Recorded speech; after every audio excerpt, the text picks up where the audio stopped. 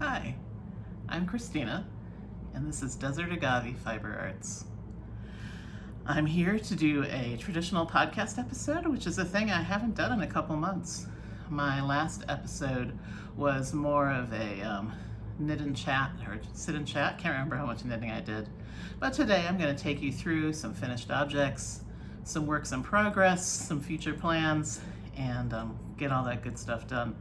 I had promised 3 episodes in July, and this is my first one, but I am still aiming for 3 in July. Those 3 just might occur in about a 10-day period, so we'll see if I can pull it off. And we're starting with a traditional, good old-fashioned podcast episode. But to introduce myself, again, I'm Christina.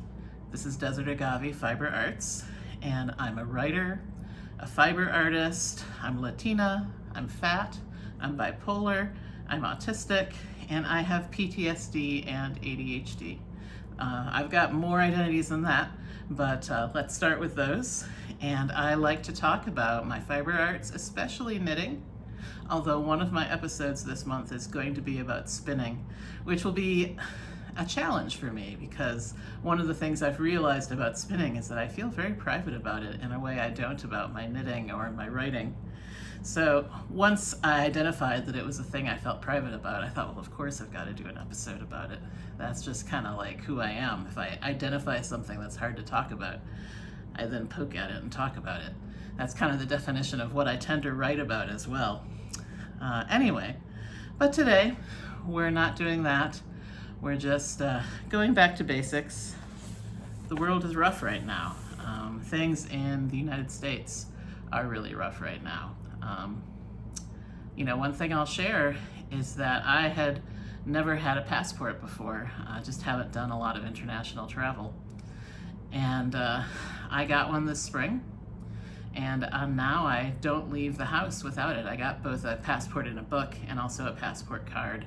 And I keep the passport card in my wallet, and I literally don't even go out into my yard without my wallet with my passport card. And that's because I don't feel safe leaving the house without it. I don't actually feel safe leaving the house with it either, but I figure at least having this proof of citizenship maybe provides me with a modicum more safety, although like I said, I know it really doesn't. But I just offer that up as an example of me being fully aware of how terrible things are right now, and just sort of letting you know that it's something that is affecting my life very significantly. I'm not the only member of my family who doesn't leave the house without their passport. It's awful, terrible. But there's art. Art helps get us through, and that is what mostly this podcast is about. So I've got a pile of finished objects because I haven't done a traditional podcast in a while. Although I will say, considering how long it's been, it's not that many finished objects. And that's because I spent a significant amount of time working on things that I either decided to put to bed until later, or there's one that I decided, no, I'm never going to finish this, I'm going to frog it and use the yarn for something else. And I'll show you a couple of those too, although not everything I've been working on since the last time I talked to you like this. My first finished object feels like it was forever ago to me. I finished it, I think, a week after my last traditional podcast episode. It's a Musselburgh hat in this beautiful minty green yarn. This yarn is from Little Skein, a hand dyer based out of California, and it's 20% cashmere, and I think there's a little bit of nylon in there, and then the rest is wool. And the 20% cashmere, when you block it, it just blooms, and it's gorgeous. It's a soft, beautiful, squishy hat, and I actually managed to wear it 3 or 4 times in the cold early mornings on my cold morning walks, and then it promptly got way too warm to wear a wool hat. But I was glad I got to enjoy it. It's a good pattern, Musselburgh by Ysolda Teague, and wonderful yarn, and it's a beautiful hat. And hats are funny because I had never worn winter hats before, not because I didn't get cold, but because my head is 24 inches in diameter. And that's actually large enough that a lot of hats labeled extra large are a little too tight on me. And knitted hats that you buy from a store are universally too tight on me. Sometimes I can get them over my head and then someone will say, see, that fits. But what really happens is over time, over the next 10 minutes, it gradually squeezes up until it's sort of riding high in this weird little point. And I was always really self-conscious about how dumb I said I looked in hats, so I never wore them. Turns out I don't look dumb in hats. I look dumb in hats that are too small. Big hats that fit my big head look just fine. So that is a really nice discovery. And along those lines, my next finished object was another hat. This is actually a swatch project. This is the iris hat. I will put the designer below. I don't have it off the top of my head, but it's the iris hat. And if you go on Ravelry at all, you'll recognize this pattern because there's a very popular sweater that appears in the top 20 pretty regularly with this pattern. And I use the called for yarn, and I use the called for colors except for the flowers. The flowers in the original are blue, and I am more of a purple person. So I decided to go with what I love the best, which is purple. And I do plan to make the sweater, but I haven't cast on the sweater yet. Honestly, I want to get better at color work. I don't know how much you can see, but this was one of my first extended experiences with color work. And even after blocking, and I blocked this twice really aggressively with really hot water, like my tension is not super great. Really uneven stitches. Loose in some places, tight in others. I think I did a decent job of having long enough floats. Honestly, sometimes they're too long. There's ones that stick out because I'm just not great with tensioning yet. And I definitely plan to work on more color work, but I really like this pattern and I want to get a little better at color work before I tackle this in full sweater form, but I absolutely plan to do so. The hat is less successful as a hat. No fault of the pattern, totally a fault of mine.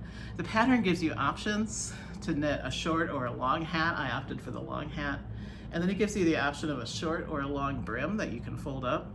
And I decided to do the long brim, but then about halfway through doing the long brim, I got bored and I stopped. So I ended up with an in-between brim. It's longer than the short brim in the pattern and it's shorter than the long brim.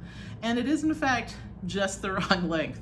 It's a little too long. It looks kind of funny if I leave it down, but it's a little too short to fold up where I want to fold it up. It's just not quite right. It's all right. It's I'm sure I will still wear this hat in the winter, and I'm super proud of the fact that I managed to do it at all. Like I said, color work is a brand new skill for me, and I was really proud of myself for finishing and for doing it and for having fun doing it. I'm mostly I knit continental, and for this I learned how to knit with both hands. So continental in one hand, English in the other. And when I really got into the groove, it was very satisfying working with both hands. I felt like a magician, and sometimes you just gotta feel like you can do magic, right? So very happy about that hat. And maybe sometime this winter you'll see me cast on the sweater. Although as you will see as we continue, I have developed some different obsessions. But my next finished objects, I showed it in my knit and chat, but I wanna show it here too. This is the Virdek shawl, designed by Gudrund Johnson. It's knitted in the called for yarn, and I think this half is actually even in the color that her sample is in the book. I'll put the book and all that info below. And then this half I did in this beautiful lilac color, and then I joined them together with a dark brown thread for the 3 needle. I'm blanking on the name. It's not a 3 needle bind off, it's a 3 needle join or something. I'm not getting it right, but hopefully you know what I mean. Anyway, I love this shawl. I've even worn it a little bit this summer. It's now like 100 degrees every day. I'm not wearing the shawl often, but occasionally I'll pull it out for the evening or to get some of the chill of the air conditioning off my shoulders. Really happy with it, and I definitely know I'm gonna wear it a lot come fall and winter. It's just beautiful. I'm still proud of it. And then the final finished object is actually a test knit. This was my first test knit, garment test knit in over a year. I've done test knits for smaller objects since then, but my last garment test knit was a year ago, and I felt bad because I didn't manage to get it done on time, and it was my second one in a row that I didn't manage to get done on time. And at the time I decided that I should take a break from garment test knits because I don't like not keeping my commitments. And I thought, if you can't do it, then stop volunteering. So I stopped volunteering. But I kind of got the itch, end of May, beginning of June, to do a test knit. And when it was announced, I threw my name in. It's a very popular test knit. A lot of people threw their names in. And I was genuinely a little surprised when I got picked, but I was pleased. So I put aside the project I'd been working on, which I will show you later. And I picked up this test knit project, and I'm really happy with it. This is the Freyr Sweater, designed by Inga, who has a very popular knitting podcast called Knitting Traditions. I did the summer tea version in a DK weight yarn. I'll show you the really special part now that I've showed you the top. You'll see on the top the raglan has these twisted cables. When you get to the hem, yeah, there's a whole lot of twisted cables. And then the pattern gives you the option for an I-cord edging after the cables, but it also gives you the option for ribbing, and I decided to go for the ribbing. And I am really happy with this sweater, or tee, whatever you want to call it. Anyway, it's beautiful. I like the way it fits. It really is nice over a summer dress, which is what the length was designed for. I would not wear this personally with pants, but I really feel confident and beautiful wearing it over a dress. I finished it about a week ago, and I've actually worn it 3 times in the past week. Once on Sunday, right after I finished it. Then my husband and I had an early anniversary fancy dinner, and I dressed up in it for that. And that was when we did its official photo shoot, which I will put up on Instagram when the sweater is released for the public. And I felt really good in it. And in my fancy anniversary dinner, by some miracle, I didn't drop any food on it. That was nice too. And then I wore it yesterday, just because I felt like it. And I thought about putting it on today for you since I was doing a podcast, but I just decided to keep it real and to leave what I was actually wearing on. And also, I figure I'll wear it for a podcast, again, maybe around when it's being released. But really proud of this, really enjoyed it. It's a good pattern. I plan to eventually make it again in a winter version with long sleeves and a woolly wool. Oh, I forgot to tell you about the yarn. So this yarn is DK weight. It is 75% cotton, 25% wool, and it's, I'm probably saying it wrong, but it's an American company called Sestari, something like that. I will link to it. Anyway, they sometimes have these deals where you can buy 10 skeins for about $100, and I had it in my stash because I was tempted by the deal and I invested in the yarn. This tee for me took up 5 skeins, so I've still got 5 that I can use in something else, and I've actually got a future plan for it. I think the 5 skeins that are left, I'm going to make a stripy sweater, maybe the sibling sweater by Laura Penrose, and I've also got some cotton wool yarn in black that I have set aside for a project. And I think the black cotton and cotton wool and the pink cotton wool would make a really fun, striking, baggy, oversized, stripy sweater that I could wear. Honestly, I could wear it in the winter, I think. There's a lot of winter days where a mostly cotton sweater will feel just fine. You don't necessarily need it to be 100% wool. So that's a future project that I'm gonna do to use up the rest of that yarn in my stash. And that is it for finished objects. It is not it for test knits.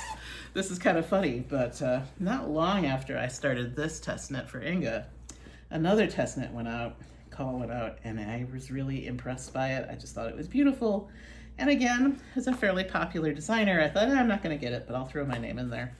And I threw my name in there, and guess who got selected? And guess who is having a really wonderful time?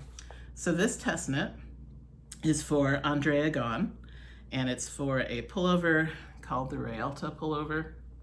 This is one of the shoulder saddles. There's 2 of them that I've done.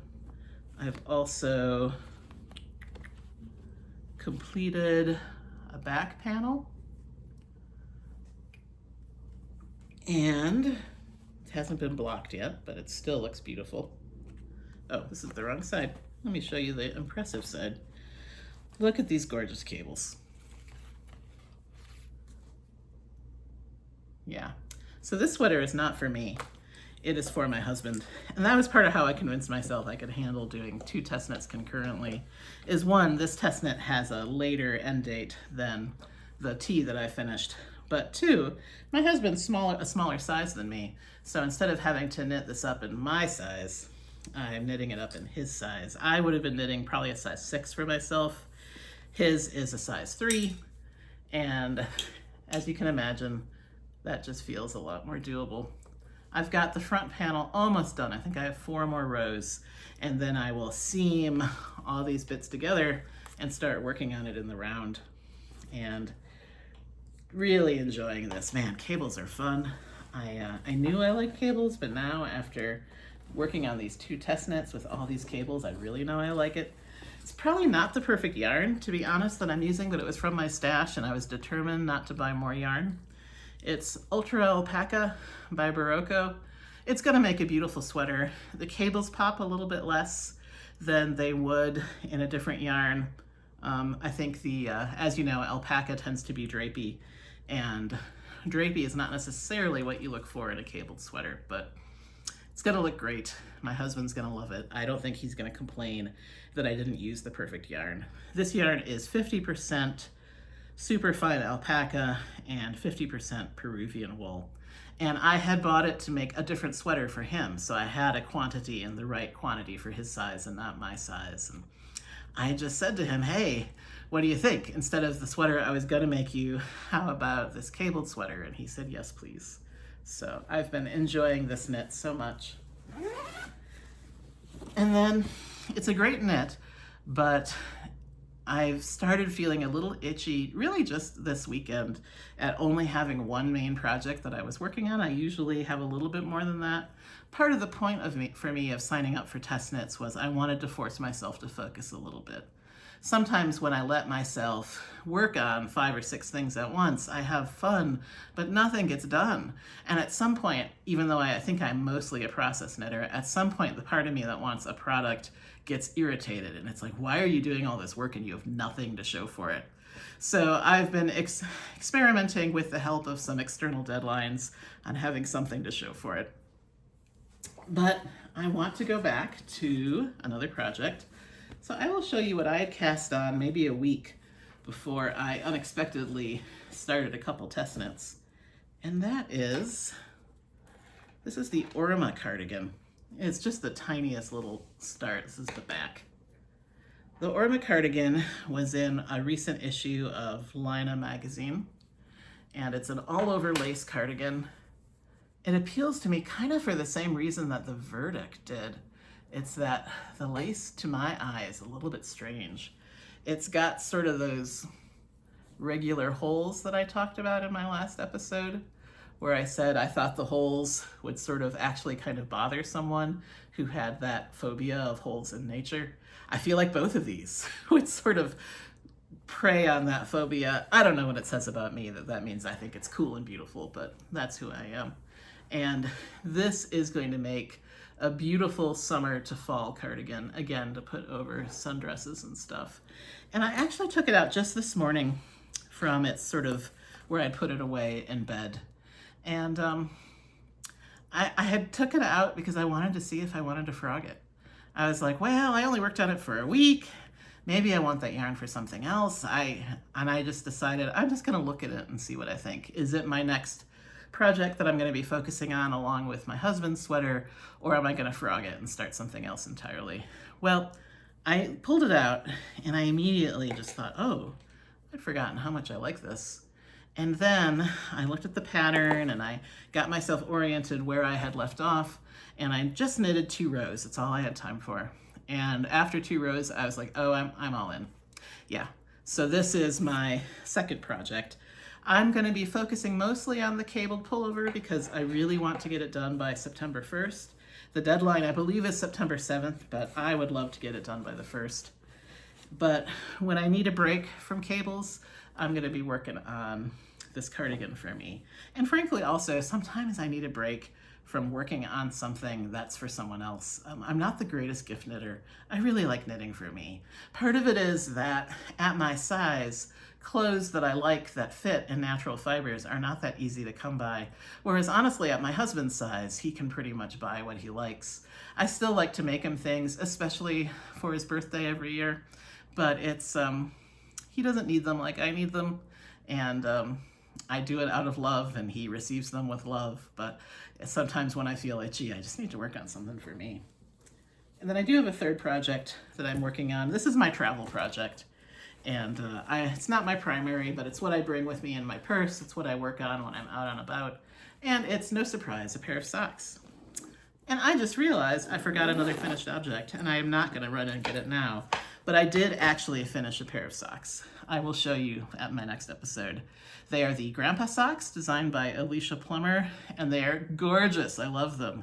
I've only worn them once for about 10 minutes because I don't wear socks in the summer in New Mexico, but I love to wear socks in the winter in New Mexico, and they are a very beautiful addition to my sock collection. So very happy I made them. And as soon as I cast them off, I cast these on.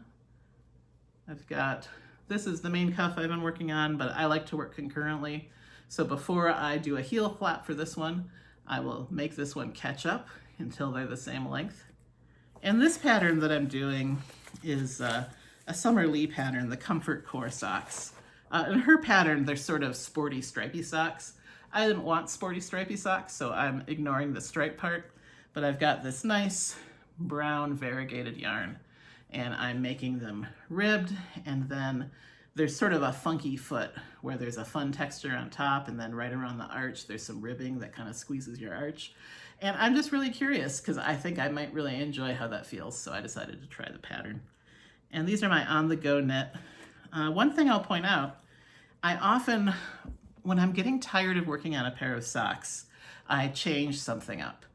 And the Grandpa socks I had started and then kind of gotten tired of and put aside for maybe a month. And when I picked them up again, I changed something up. And what I changed up is I had been making them on magic loop. And instead, I transferred them over to these short circulars. These are not 9-inch circulars. These are, I think they're 11-inch circulars. If you can see, the needles are two different lengths. On the left, this needle is 2 inches long, and on the right, this needle is 3 inches long. And I bought these a while ago, tried them for about 10 minutes, and just said, I hate these. I will never use these. This is the worst. But when I wanted to change things up, I was like, nah, I'll try them again. And I tried them again, and I really like them. I am digging them. I doubt it's what I will use for socks forever. At some point, I will hit a frustration point, and I will change it up. I don't know what to. I do know how to knit on DPNs. Maybe I'll go back to DPNs next time I need to change things. Maybe I'll do something else. But for now, I am loving just knitting in endless circles with no fiddling. And I just really enjoy mastering new tools, to be honest. It makes me happy. I also really enjoy this little sock kit that I have. It's this little bag, and as you can see, on one side I've got my 2 cakes of yarn, and my 2 socks. On the other side, I've got my pattern folded up for when I need it. I also have a set of long needles for when I want to work on the heel flap or when I want to work on the toes. So I have them here. I have a ruler for when I need to make sure things are the right length. I have this beautiful little kit that I got for Christmas that has scissors and needles, and then in the zipper compartment I have some of these light bulb stitch markers. And is there anything else I've got in here? Oh, I also have a little container with more light bulb stitch markers, and this is basically everything in here is what I need to do every stage of the socks. So when I throw it in my purse, I don't have to worry about, oh wait, are these going to be ready for the heel flap? I don't have the right needle in there for the heel flap. No, it's in there. It's very satisfying. I kind of put this kit together while I was making the grandpa socks. And when they were done, I just took them and their yarn, the rest of their yarn out, and I put a new yarn and a new pattern, and just have this perfect little kit. So things like that really make me happy. Right, so that's it for my works in progress. I wanted to talk to you about a couple of the things I worked on that didn't come to anything.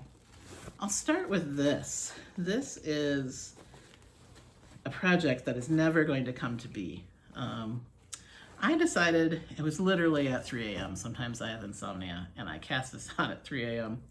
I decided it would be really cool to make a silk tank top using a really nice pattern I knew of, but instead of making it a normal sort of waist-length tank top, I was going to use 2 or 3 extra balls of yarn and make it tunic length.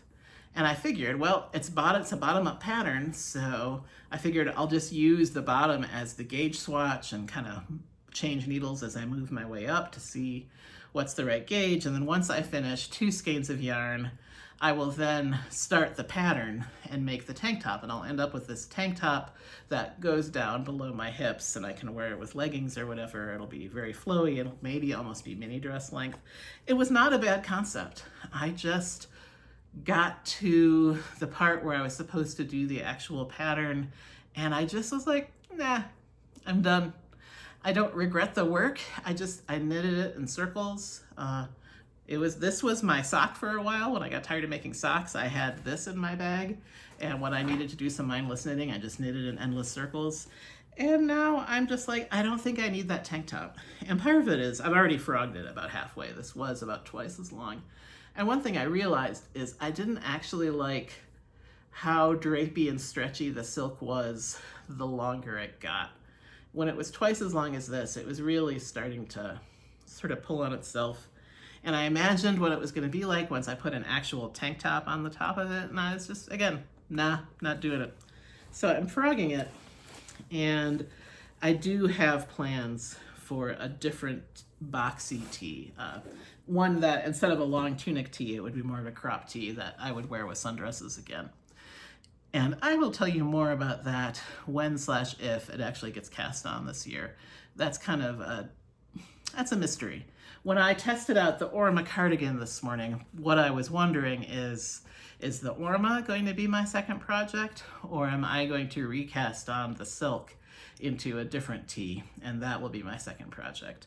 And the Orma one, I really realized how much I loved it, and we'll see how quickly I can get that done, or how quickly I can get my husband's sweater done before I then cast on this silk again. It's nice silk. It's the first silk I've knitted with, and it definitely deserves to be something. It just isn't going to be a tunic length tank top after all.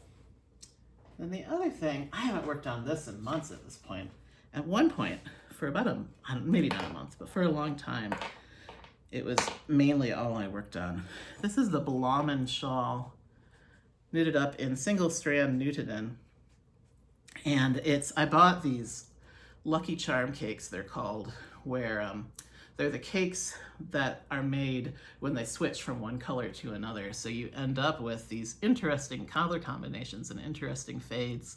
This one kind of starts in like a greeny purple and then fades to this beautiful golden color. You can see on the very top, that's the beginning of that cake. It's sort of a dark purple. Before then, I worked on a cake that was a lighter purple, faded to a green. And then before then, I worked on a cake that went orange to golden and started in red. And this is a project, I promised myself when I started it, I said, this is a project that I'm only gonna work on when I love to work on it. This is not something I'm gonna force. I'm not gonna knit it to a deadline. I'm just gonna make this hugely long, beautiful, light, flowy scarf in unpredictable colors. And when it's done, I'm gonna love it, but when I'm working on it, I'm gonna love it. So I worked on it for quite a while, and I got better at my lace skills. I think working on this was what allowed me to do my Virdek shawl and succeed. This is a simpler lace, and I made more mistakes, but I think next time I work on it, I'll make less mistakes, knock on wood. But anyway, I thought I'd show it to you, in part just to show it off because I think it's beautiful, but also because I've been feeling the itch. Like, I'm not picking this up this month because I've got that deadline. I want to get my husband's birthday sweater, the Realta, done by September 1st. But come September, I don't know, I think I might need to get this back out and work on it some more. And I've even been wondering about making September sort of shawl / long scarf themed. Because I mean, this shawl is going to be a big rectangle. It's basically a really wide scarf. And the other thing I need to work on in September for sure is my son's Halloween costume again. You might remember, if you have watched old episodes, last year I made my son a Jughead Jones hat with the spikes. And that was basically what turned him into Jughead Jones, as he put it on and he was Jughead. This year, he wants to be Tom Baker's Doctor Who. He loves old Doctor Who. I love that for him. So I offered. I said, hey buddy, let me know if you want to be Tom Baker Doctor Who, and you got to let me know in plenty of time because I'm going to have to knit you that scarf. And that's going to take a while. And he thought about it for a couple days and he came back to me and he said, yes, I want that scarf. I want to be Tom Baker. So I've had the yarn for a couple months for a Tom Baker Doctor Who scarf. Haven't started it. I finally just decided I'm just going to knit it in September. I'm going to try not to have that bleed over into October because I know my kid.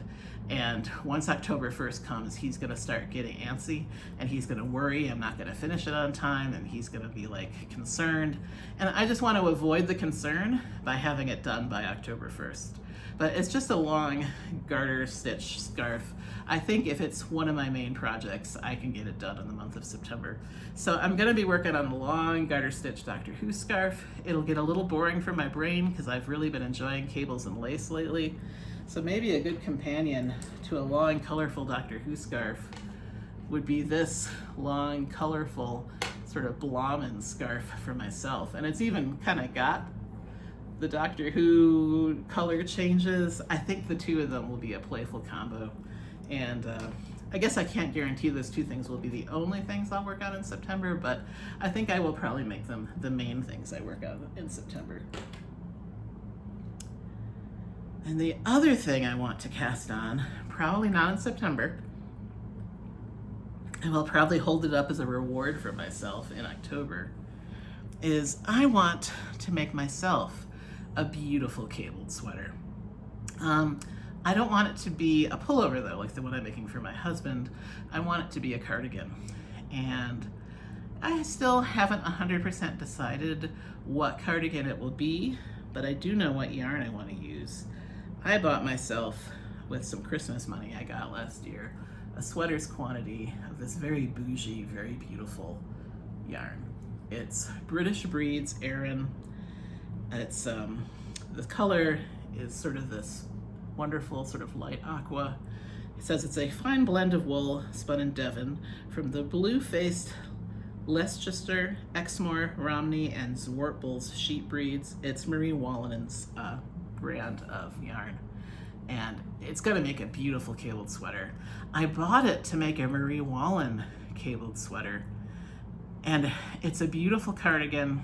It's really cool. It's from her latest book, Erin, and it's got a different cable pattern for the two front panels and for the back and for the sleeves. They're all different cables. Very cool. But the more I looked at it, the more I decided I didn't want to make it. And the reason why is because it's one of those patterns with no body shaping, and in particular there's no space for the neck. The two fronts just kind of come together like that, and then it, it goes on your neck. But even on the willowy small model, you can see that the sweater is at a slant from the side. On the front it's up here, and on the back it's down there. And I was just staring at it, and I was thinking, on my body that slant is going to be even more exaggerated, and I'm not going to like that. It's going to bug me. Why would I make a beautiful cabled sweater where every time I put it on it would bug me? So then I started contemplating the Sari Nordlund book club cardigan, Also contemplated the Dagmar jacket by Petite Knit. I have never knit a Petite Knit pattern ever. It's not even a big goal of mine to do so, but that pattern is size inclusive, which is a plus. Not all of her patterns are. And it's a beautiful cabled sweater. In some ways, I felt like I liked it a little better than the book club, but I wasn't sure, so I was kind of like debating back and forth. And then right after I signed up for the Realta, I saw a test knit call go out from Andrea Gaughan. And it was for a cardigan using the same cable pattern as the Realta. And this was on purpose. Andrea and Nora apparently met up at a fiber festival, I forget which one, and they bonded over the shared last name, and they decided to design these sweaters together where they would use the same cable pattern, and then one of them did a pullover, one of them did a cardigan. And I was real tempted to put my name in the hat to do the test knit for this cardigan because I loved it so much. And then I was like, that's a terrible idea, Christina. You cannot do 3 test knits at the same time. It's a guaranteed way to make sure you don't get them done. So I did not throw my name in the hat. The test knit is going on with other people. But I assume at some point this fall, the pattern is going to come out. And it might be super cute if my husband and I had these matching but non-matching sweaters. His a pullover, mine a cardigan. His is that sort of mulberry, purpley wine color. Mine is this color, but they share the same cable patterns. I think that might be cool. So that is very much what I'm leaning towards with this yarn. There's a lot more balls than this, don't worry. But I am really daydreaming about that cardigan, especially because I'm having so much fun doing the pullover. So I'm thinking about how much fun it would be doing it as a cardigan. So that's my other future plan. There are more. I'm constantly daydreaming. That's what this giant notebook is for. I've still been using it to put in my knitting daydreams. And that's my way of keeping myself from casting on 10 million different projects. Because my impulse, I think it's an ADHD impulse, is when I think of a new creative idea, I want to cast it on immediately so I don't forget. And instead of casting on a different project every week so I don't forget, I've been trying to use the discipline to write it down in my giant notebook that I never lose because it is giant. How can you lose this thing? And I write it down and then it's there. And sometimes I flip through old pages and I find ideas I'd completely forgotten about. And I'm like, oh, yeah, that's a good idea. I should do that someday. So this is good. This is like an external brain. And who doesn't need an external brain? I mean, maybe some of you don't need an external brain. I need an external brain. So that's the other thing I wanted to tell you about. I'm debating with what I'm going to talk about next. If I'm going to save it for my next podcast or if I'm going to do it now. I will just briefly say I've been working on organization, in part because I am starting to do more complicated patterns that have things like charts. And my stepmother, about a year ago or so, gave me her old iPad, which was a great gift. She had bought herself a new one. She had an old one. I had never had an iPad. Part of why I never had one is I didn't know if I wanted one or not. So it was nice to get to try one for free to see whether or not I wanted it. And specifically what I tried using it for is knitting patterns. I set it up with, blanking on the name, but there's a very popular program where you can put your knitting charts into it and it has lots of tools to use it. I set it up and I started using charts in there. And I even took 2 classes from my local yarn shop about how to use this program. Knit Companion, that's the program. I took 2 Knit Companion courses, a beginning one and an advanced one. And I got pretty good at using the different tools and doodads. And I was like, yeah, this is great. I'm gonna have to get myself a new iPad eventually because this iPad, it doesn't have a battery anymore and it's got a cracked screen. And then I sort of, after maybe 2 weeks of happily using this iPad and Knit Companion and knowing how to use it, I noticed that all of my things I was working on that required a chart, I never wanted to work on them. I would always work on something else instead.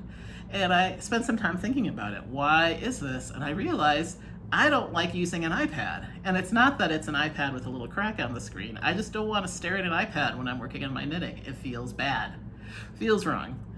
And I mentioned it to my husband because he'd been considering getting me a new iPad as my Christmas present. And I said, I don't think I want a new iPad for my Christmas present because I hate staring at an iPad when I'm knitting. It just feels wrong in a sensory way. And I said, what I want is I want to be able to print out patterns in color sometimes, because sometimes those charts don't make sense without the color. And I said, I just want to be able to prop them up. And so instead for Christmas, I got a color printer, which, you know, actually a color printer costs a lot less than an iPad. So that was nice. And now I can print out my patterns in color when I want to. We've actually got two printers now. We've got a black and white printer and a color printer.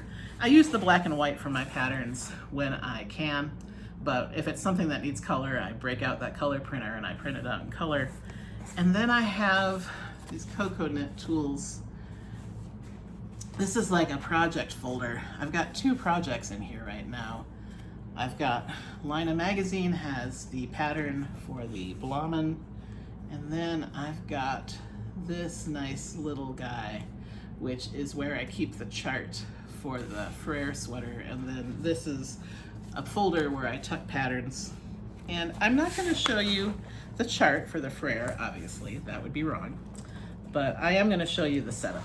So just give me a second. I'm gonna flip over the chart so that you can't actually see it.